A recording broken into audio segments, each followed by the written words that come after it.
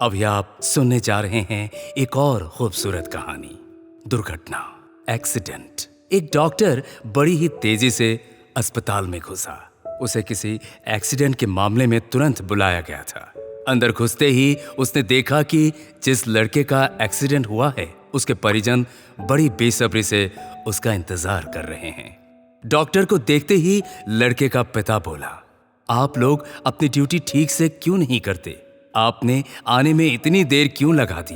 अगर मेरे बेटे को कुछ हुआ तो इसके जिम्मेदार आप होंगे। डॉक्टर ने विनम्रतापूर्वक कहा, आई एम सॉरी, मैं अस्पताल में नहीं था और कल आने के बाद जितना तेजी से हो सका मैं यहां आया हूं। कृपया अब आप शांत हो जाइए ताकि मैं इलाज कर सकूं। शांत हो जाइए।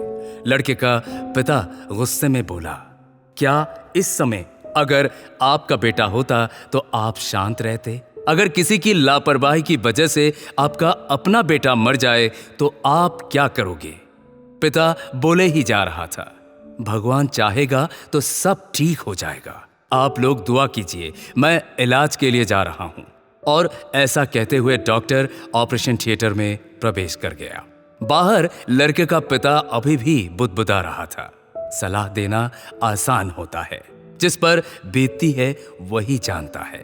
करीब 1.5 घंटे बाद डॉक्टर बाहर निकला और मुस्कुराते हुए बोला, भगवान का शुक्र है, आपका बेटा अब खतरे से बाहर है।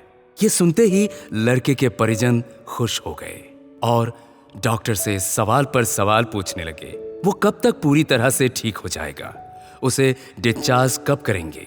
पर डॉक्टर जिस तेजी से आया था उसी तेजी से वापस जाने लगा और लोगों से अपने सवाल नर्स से पूछने को कहा।